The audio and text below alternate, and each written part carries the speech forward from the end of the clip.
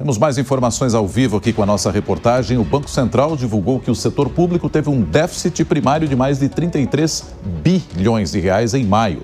Marília Ribeiro tem mais detalhes para a gente a respeito desse assunto. Pois não, Marília?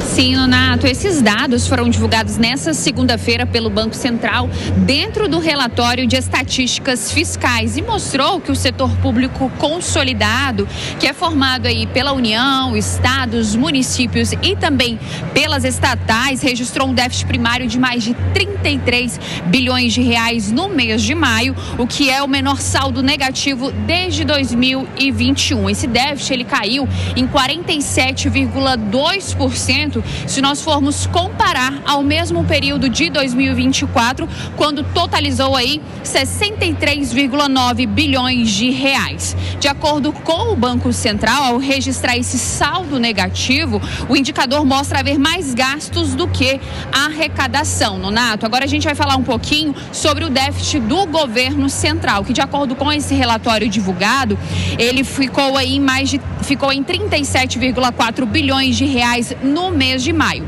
Esse governo central, ele é formado pelo governo federal e também pelo próprio Banco Central.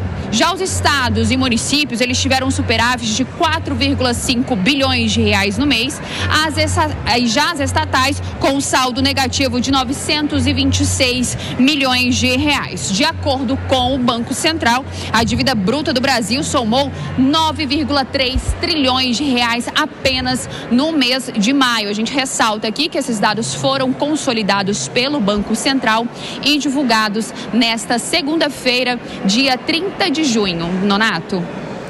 Muito obrigado. Marília Ribeiro com informações em Brasília. É assunto para a gente tratar aqui também com o nosso comentarista, o Alan Gani, que já está aqui no estúdio também. Gani, o que é que significa esse déficit aí de quase 34 bi de reais em maio, hein? Bom, significa que o governo está gastando mais do que arrecada e mesmo tirando as despesas com juros, porque a gente está falando do resultado primário que exclui todas as receitas ou despesas financeiras. Se a gente incluir as despesas financeiras, o resultado é muito maior. Não à toa que com esse déficit primário, a dívida bruta do governo subiu de 76% para 76,1%. A boa notícia, se é que dá para a gente falar assim, é que foi menor do que o esperado. O consenso de mercado esperava que a dívida bruta fosse para 76,6%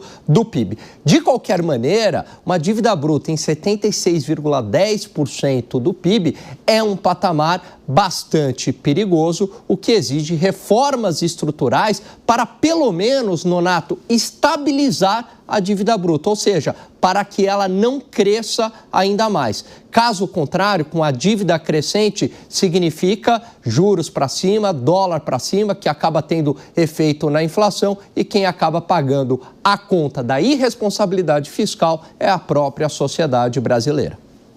Perfeito, Gani, trazendo aqui a análise dele. Vamos para os nossos comentaristas também, Deise Ciocari e Henrique Kriegner.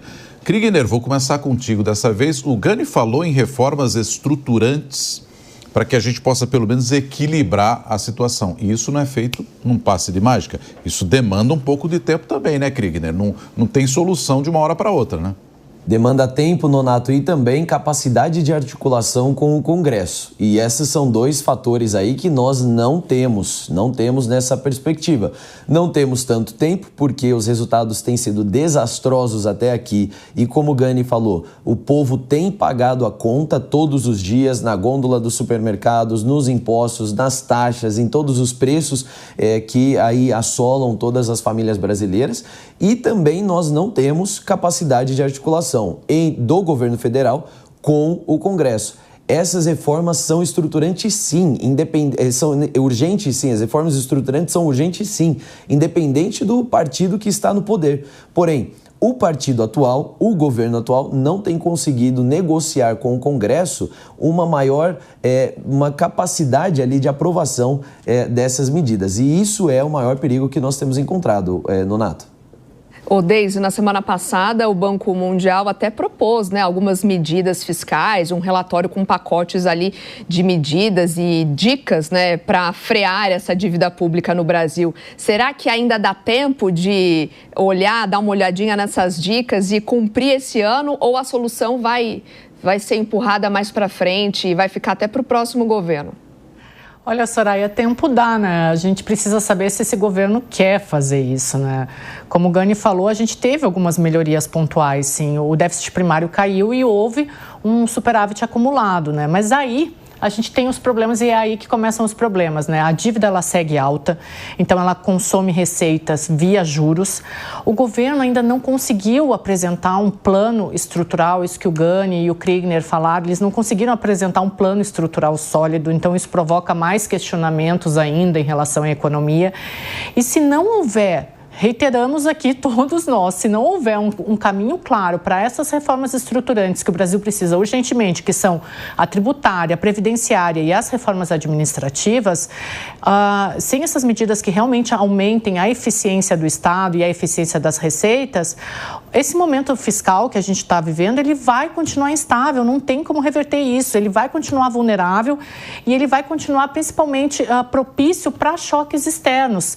Então, o que a gente vê aqui não é exatamente o que a gente passa aqui, não é um diagnóstico de uma catástrofe econômica, mas é um sinal claro que o governo, é uma sinalização que o governo está jogando no limite. Enquanto ele não apresentar uma estrutura metodológica que possa reverter isso e que faça essas reformas estruturantes, a gente vai continuar vivendo no limite, o governo vai continuar aprofundando esse fosso fiscal e a previsão a médio e longo prazo, ela tende a ser péssima.